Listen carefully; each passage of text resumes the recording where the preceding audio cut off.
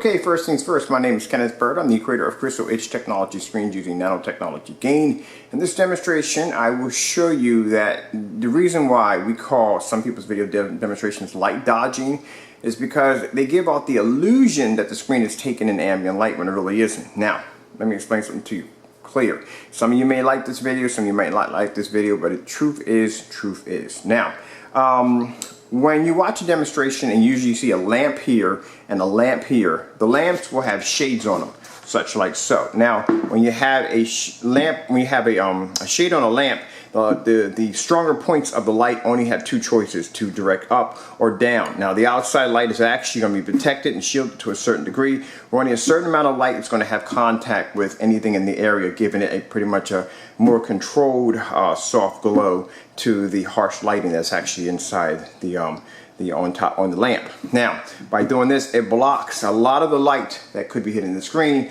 and that's what I call pretty much light dodging. Now, in order to really show that your technology works, you should need to have physical light in contact with the screen.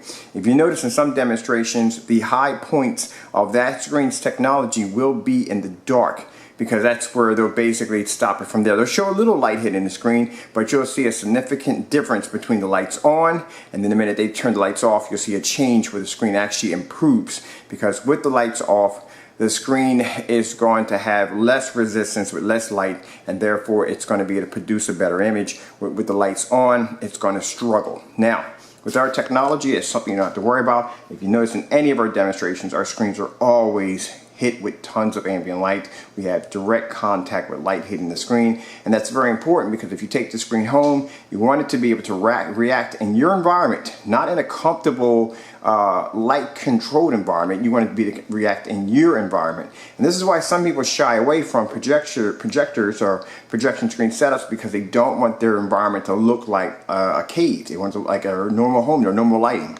So first thing we want to do, we're going to introduce the screen. This right here is our Luminous Supreme Ambient Light Rejection 4K. And there's a reason why these screens are called ambient light rejections, because they're designed to eat a lot of light. Now, when we did these demonstrations to first start off with these screens, we used a 50 lumen pocket projector. That's it to do our demonstrations on. We first started off outside, 50 lumens, 5 feet back. I haven't seen anybody do that demonstration yet.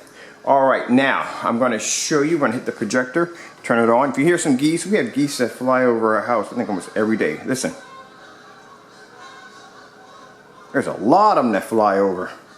All right, so we'll take our projector off blank mode. Now we're going to loop this on the fish. We're also going to show some high points on the black version of the screen or panel to show you that we're not going to do all contrast, because a contrast demonstration on a black screen is pretty much a given. It's going to produce contrast because it's black. So you're going to do white levels. Now this is one of the brightest black screens we've ever designed, and I want to show you how much light the screen's going to be to take in.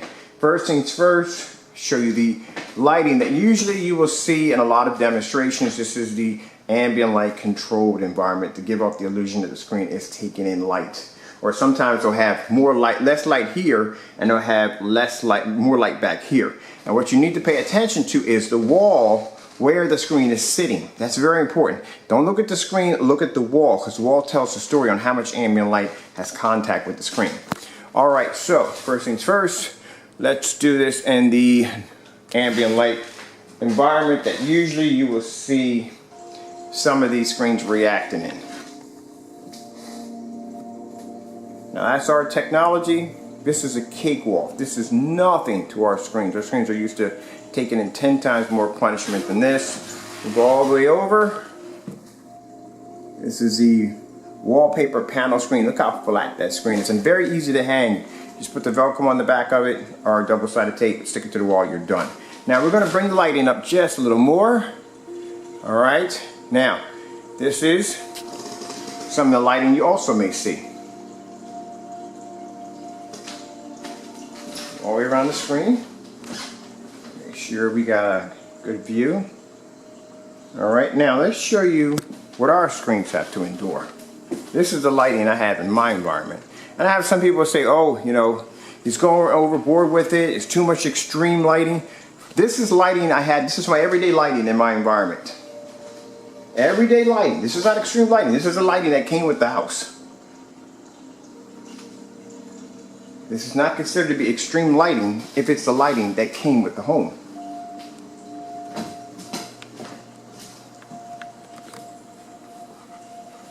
But your screen should be able to look the exact same way. It should be a small, similar change, a small change when you turn out the lights. Now you see that screen right there? See it? All the lights on. Look how fantastic the picture looks. Now, the panels come in sizes of 2 feet by 4 feet. That is the equivalent of a 54-inch screen at 16:9, true 16:9 widescreen, not format. Now watch when I turn my lights off. Turn them back on. It should look the same way. Lights off, lights on. It should look the same way. You shouldn't see a huge difference. You shouldn't see a huge change. Now because the lights are on. Now you'll see a bit of a change here because these lights have no shades. So we have no shades here. We'll go back to our video. All right.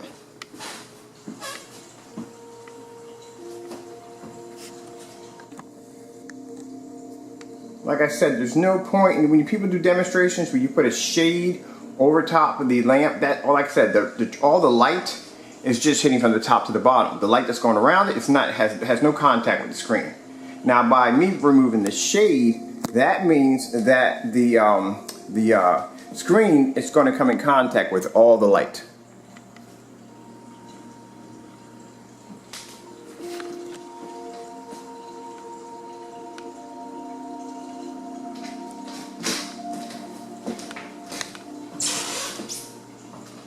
Now, some people may consider this extreme lighting.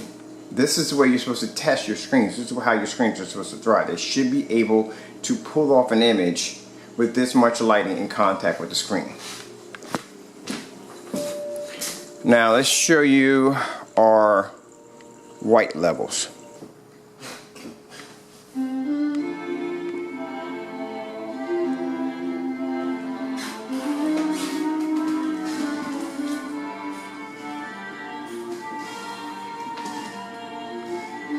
Got to bring my dimmers all the way up. Sorry about that, people. I'll show you that my dimmers are all the way up. Right there, dimmers are up.